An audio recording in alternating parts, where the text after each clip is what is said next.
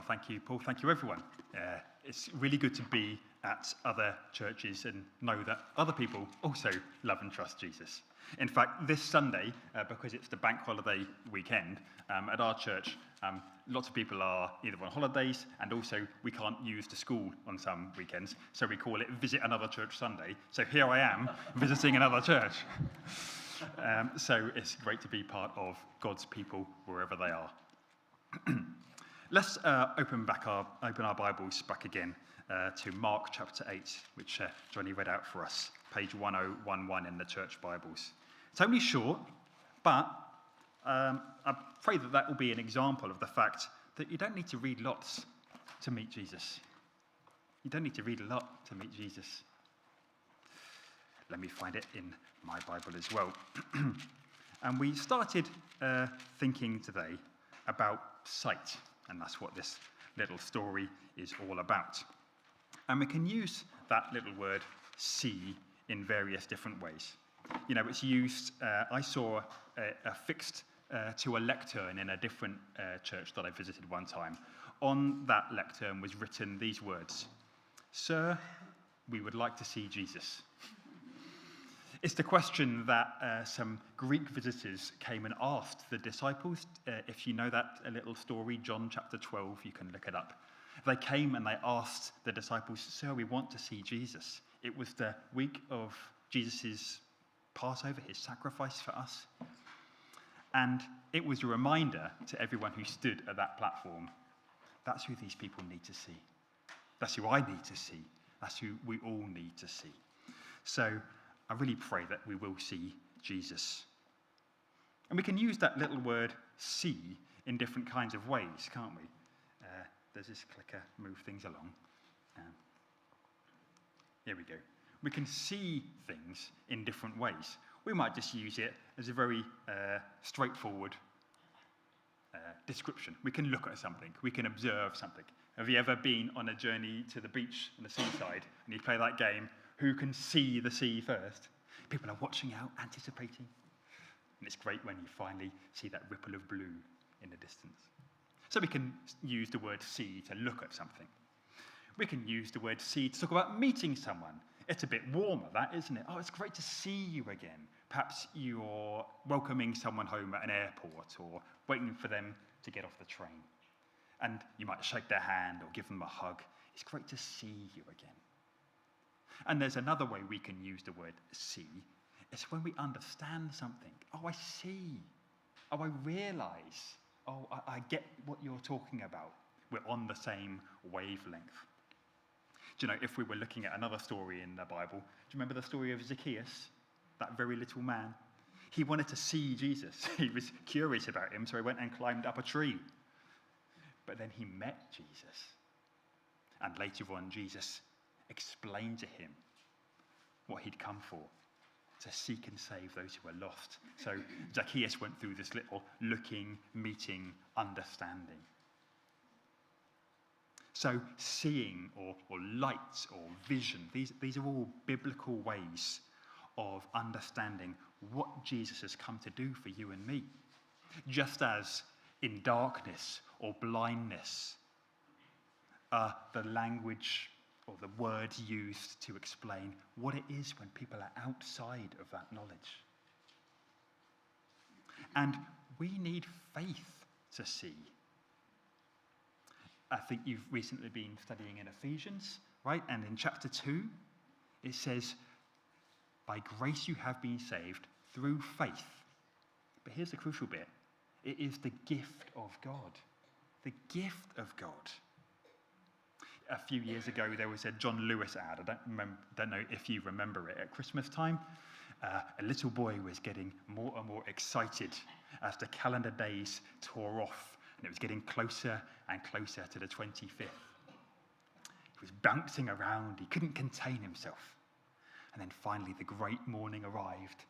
He ran into his parents' bedroom, and he held out a box for them. And the strapline was, "John Lewis, for gifts you can't wait to give." Well, that's nice, isn't it? But Jesus wants to give you more than a Christmas present. He wants to give you faith, to trust in him, to believe in him. So maybe he's asking you and I the same question he asked in the middle of our passage today. Look at verse 23. Do you see anything? We're going to split our thoughts into 3 little sections this morning about how we can see. And the first thing I'd like to say is that in order to see, we usually need a community of faith. Now, I wonder if we look back at right at the start of our passage, verse 22, they came to Bethsaida, and some people brought a blind man and begged Jesus to touch him. Some people brought this blind man to Jesus. Well, what do we know about these people? Well, they've heard about Jesus before, perhaps by reputation, what he's been doing in these years when he was popular in those towns, those villages. I wonder if they'd heard from the disciples. We know from other parts of the Bible, some of the disciples were from this village. So it's got a local connection. And what else do we know about these people? Well, it says, look, how did they ask Jesus? They begged Jesus to touch him. So they've clearly got some idea that this is a deep, serious need that only Jesus can meet. But what don't we know about these people? We don't know their names. Some people. It's almost like they're anonymous. And that's really important because getting people to meet Jesus is not about you and it's not about me. It's about getting them to meet him. And you know what? I think that makes the Bible really encouraging because it's not a list of who's who or a hall of fame or the good and the great. It's not people being lauded and people who are powerful and so much more impressive. It's about people like you and me. History is probably not going to remember my name, but I can introduce some people to Jesus. And it says in the Bible that those who know him, their names will shine like the dawn. Don't you want your name to do that rather than just have a great CV? I want to know Jesus. I want other people to know Jesus. So if you're part of the community of faith, if you've got to know Jesus yourselves, I wonder how you could be involved in bringing people to Jesus. There's a few different ways, aren't there? First of all, we can just talk about him. At least with each other, right?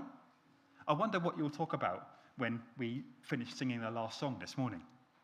What will you talk about? Yeah, it's lovely weather. Well, it is. But did you know Jesus made the sun?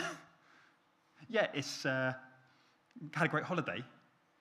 Didn't you know that Jesus made your body so that he wants you to thrive? And one day, if you trust in him, it will never be sick again. Can't we talk about Jesus like that? One person once told me that the best Christian witness is 2 Christians talking with each other on a bus. And people can overhear what you're talking about. Or are you too ashamed of Jesus to do that? I wonder. Let's talk about him, can't we? That's how we can bring other people to him. That's how we can introduce some other people who are in need of Jesus to him. So we can talk about him. We can be praying for people as well. We've just done that this morning, haven't we? Whether it's people that we don't know at all on the other side of the world, or the people in your life who you long to know Jesus. These people begged Jesus to be able to touch this man, to heal him. And begging, that's a strong word. It's a heartfelt word. It's almost a humiliating word, actually. When you hear about someone begging for something, it sounds like the kind of word that's extremely vulnerable. It's broken. But we can pray like that. Paul, the apostle, he said, I've got unceasing anguish in my heart that my fellow Jewish people don't yet know Jesus the Messiah. I wonder, when was the last time you begged Jesus to come into someone else's life? Maybe a family member, maybe that mate you've got at work, maybe your grandchildren, maybe someone who you've just bumped into for the first time, maybe someone who's going to come to Fantastic Olymptastic. So we can pray to Jesus for those people. And there's other ways in which we can be the community of faith. We can serve one another. Now, you may not be a stretcher bearer in a war, like the symbol, the image I've put up there, but we can serve people in various different ways by loving them with our, what did the song say before? Our acts of love and our deeds of faith. Show me your faith without deeds, says James. You can't do it, can you? Let's serve one another and the community around us. I wonder how we could do that in more effective ways. But let it be known that these people love one another. That's what it said of the early Christians. I think it was, memory escapes me, I think it was Tertullian. Someone like that said, see how these Christians love one another. They hated them, but they could see that they loved one another. I wonder, how will people in Letchworth or this area know that we love one another? So, if you're part of the community of faith, you've got your role to play. And it's a dignifying role. It's a privileged role. It's like being called to be an ambassador for the King of Heaven. Do you know, sometimes Jesus does, I still believe, speak to people individually without any other community at all. Paul prayed for some of those folks in lands like Eritrea or Somalia or North Korea. And I think that Jesus still can speak in dreams and visions. Of course he can. He can do anything he wants. But most of us, we're here this morning free to meet, free to worship Jesus. Most of the time, it seems, he does use his people to bring others to him. What a privilege that is for you and for I. You in your small corner, and I in mine. Remember that song? I hope some of these people that brought this blind man to Jesus recognized that he wasn't just a miracle worker, but he was really the Messiah, someone to come to save us, not just from broken bodies, but from our sins, to have his body broken for us. Maybe they did, maybe they didn't. We might think about that a little bit later on. But who is Jesus to you? And how can you share him with someone, even today?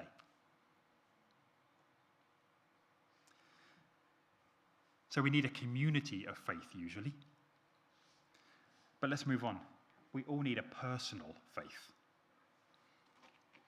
I wonder, if we look back at our passage, what are the ways which we can see that Jesus shows this blind man he's interested in him? Well, let's look at what he does. It says, he took the blind man by the hand. I love that. I love the fact that Jesus had flesh and blood and he shared in our humanity. He knows what it is to be a human, and he took him by the hand, he touched him. We find Jesus doing that in other places as well in the Bible. A little girl he raised to life. He took her by the hand and said to her, get up. Peter, his disciple, his mother-in-law, remember, she had a fever and he took her by the hand and the fever left her. My favourite one is not when someone was sick or ill that Jesus healed, but do you remember the story when Jesus walked on the water? The disciples were out there in the boat and they were scared because they thought it was a ghost. And Peter said, if it's really you, you tell me to come walk on the water to you. And Jesus said, all right, come on then. And Peter started walking on the water. And then he saw the waves and he got afraid. And he started to sink. Now, since Jesus enabled him to walk on the water, first of all, surely Jesus just could have commanded him to rise up and carry on walking on the water. But he didn't. If you read that story, it says he reached out his hand and grabbed him. He didn't have to, but he wanted to know that Peter knew he had fellow feeling with him. And he wants you to know that as well. Now, we can't hold Jesus' hand this morning. He's not here with us. One day, our last song is going to say, we'll run into the arms of God. But he does care for you. He knows exactly what's going on in your life this morning, and he wants you to feel it. He took the blind man by the hand. He also took him outside of the village. Now, this is an interesting one. It seems like that Jesus wanted some privacy with him. He wanted to have some time alone with him. And in a world which is even fuller today of so many more distractions and hurly-burly and chaos, perhaps it's a good time to block off a bit of time to spend alone with Jesus. He says, come aside with me. I want to talk to you alone, individually, in person. And then he touches him again. He says he touches his eyes. He does have this rather strange bit. Let's just admit it. It is a bit weird that he spits. Okay? But why might he do that? Maybe it's again showing that he shares our physical humanity. Maybe he does it on the man's eyes to show, I'm intending to heal you. This is not a fluke. This is not a mistake. This is me touching you where you need. And he asked him, do you see anything? Do you see anything? Or perhaps we should emphasize it, do you see anything? Because there's thousands of other people that Jesus never healed. But he says, do you see anything? So he talks to him. He's got this time for him. We need a personal faith. It won't matter when you meet Jesus if your father was a Christian. It won't matter whether your best friend had faith in Jesus. It won't matter whether you came to church every Sunday of your life if you didn't know him. Have you got that personal faith in Jesus? Have you placed your trust in him? Have you heard the voice of Jesus softly pleading with your heart? Do you see anything? Now, I wonder what you could do to make sure that you and Jesus spend some more time together, perhaps alone. Remember, we don't earn Jesus' favour by doing lots more stuff, but we can surely use the time that we have, the energy that we have, to open up the Bible. Perhaps get up just 10 minutes earlier. Or if you're doing some mundane task, brushing your teeth or in the shower, well, let's think a bit about spending time with Jesus then. I was in the car yesterday. I was actually rehearsing what I was going to be saying today. And it does me good to spend some time with Jesus alone. Or just in the things that you come across in your everyday. Think about what Jesus has to think about that. I once heard the pastor, Stuart Olliott, he was saying, if you walk past a flower or pick one up, why don't you pick it up like a Christian? God made that flower. He's creative. He's beautiful. And even though it's frail and fragile, he cares for it. So how much more will he care for you? How much more valuable you are than a flower or a bird?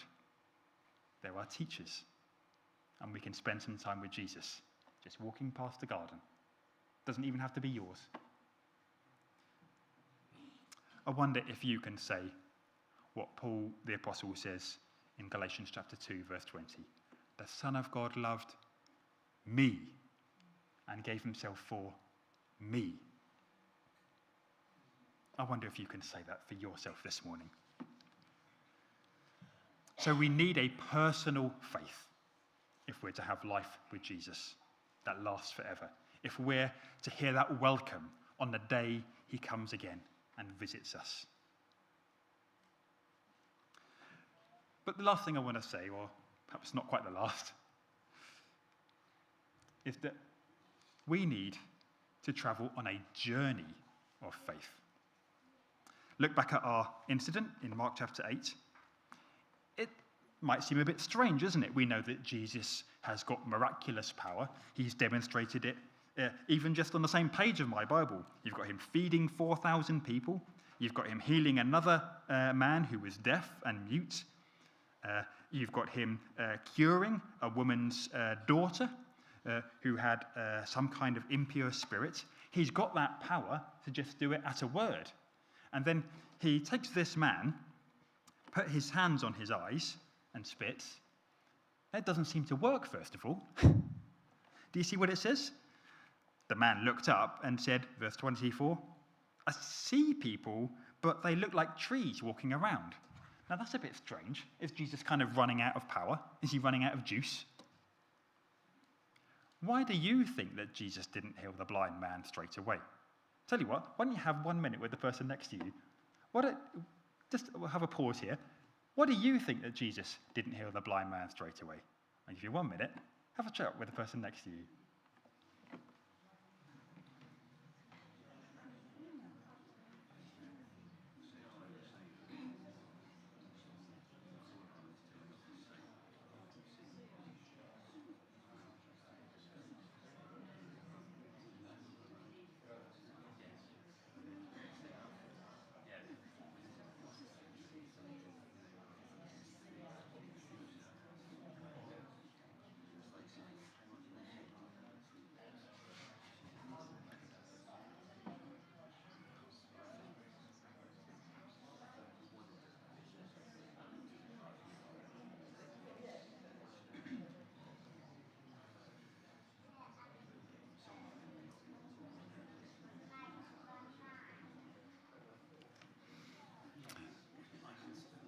Okay, shall we come back together?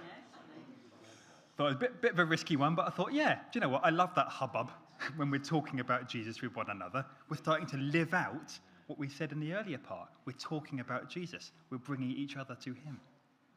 Anyone want to be brave enough to say, why do you think that Jesus might not have healed the blind man straight away?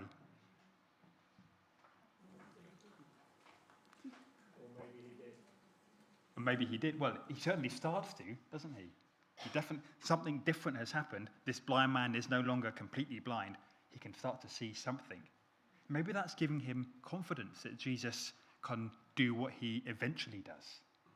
Because we travel on a journey with Jesus, it's not just one time. We keep needing him. We keep coming back to him. Thank you.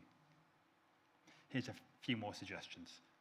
I mean, any time Jesus does anything, miracles, or when he speaks, he's always teaching us. He's always teaching us. Every miracle is also a little parable.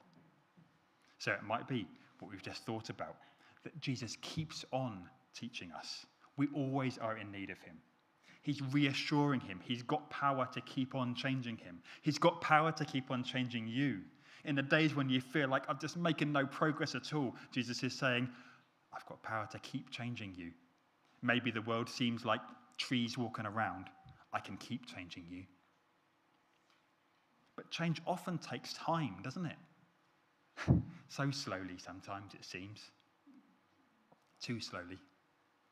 But isn't it often the case that the things that take a lot of time are worth the most valuable?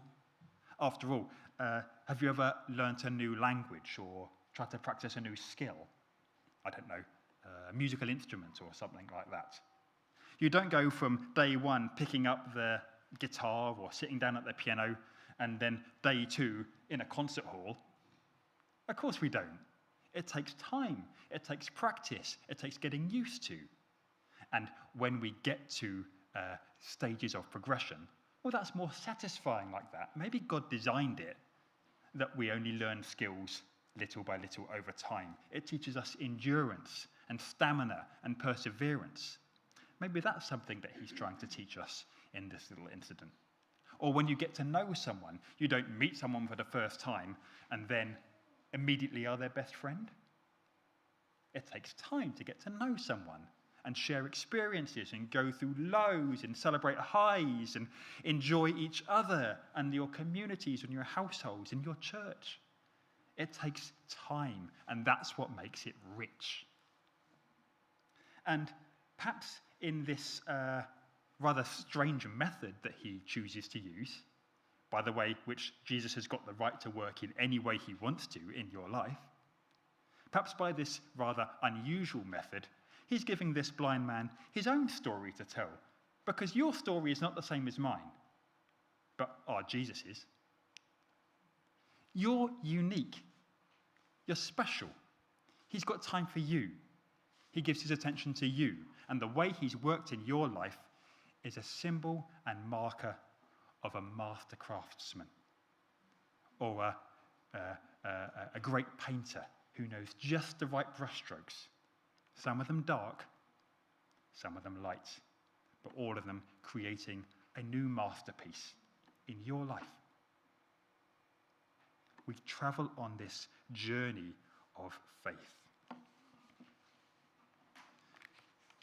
I wonder where your journey will take you, even today, perhaps in the next week.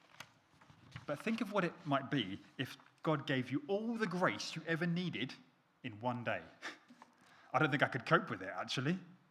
But it meant that for the rest of my life, I'd never know that progression and onwards traveling with Jesus.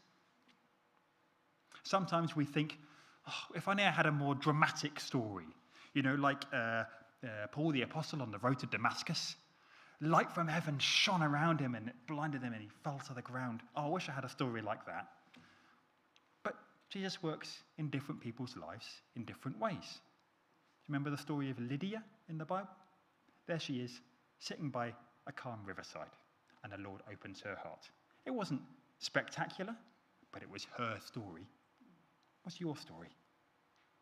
Perhaps in telling people about Jesus, in bringing them to meet Jesus, you could work out a version of your story, perhaps the 1-minute version, because sometimes that's all the time we've got.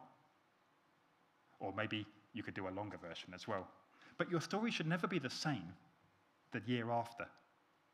Because remember, we travel on this journey of faith with Jesus. And it's a unique story of your own to tell of what he's done for you.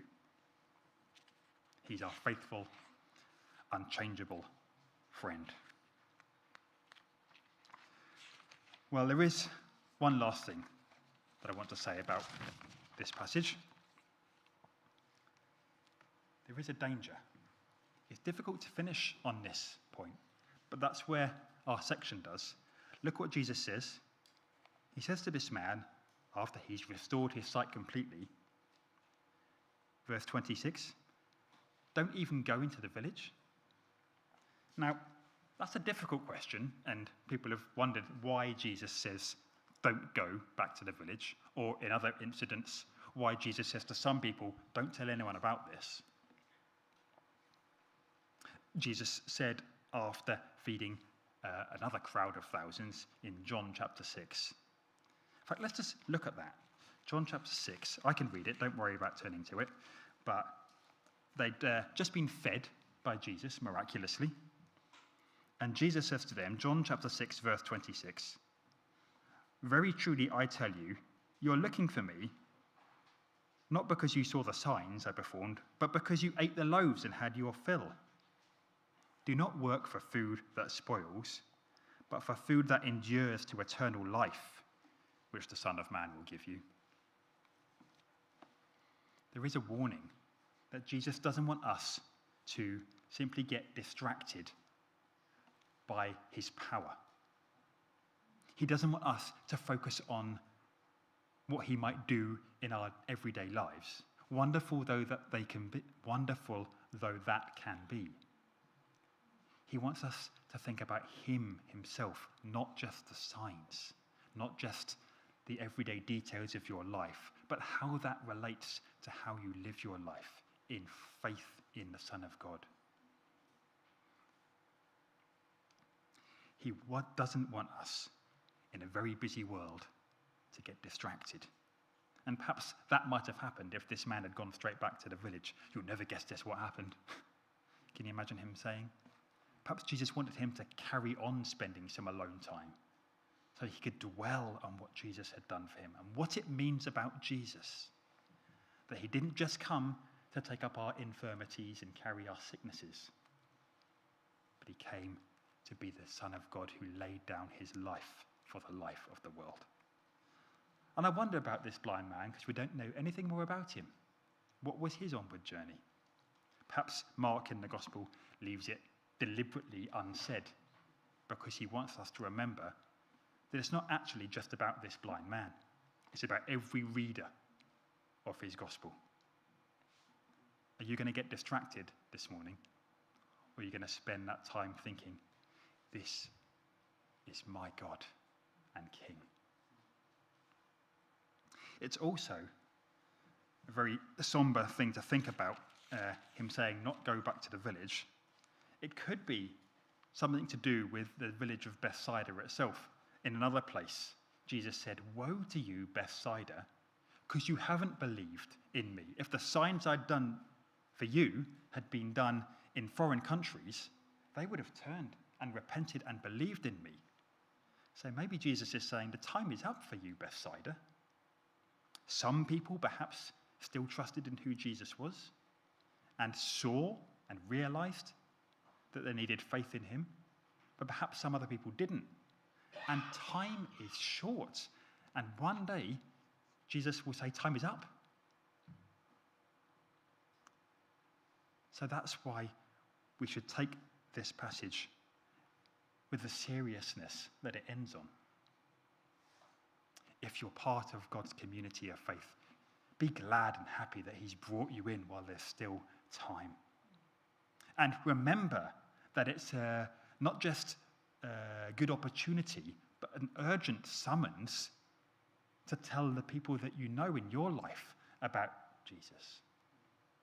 I think it was John Wesley, the Methodist pioneer, that said, "It must be a strange and poor Christian who is content to go to heaven alone." So remember that one day Jesus' time will be up. Do you have that faith then in Jesus? Do you see anything? Let's pray.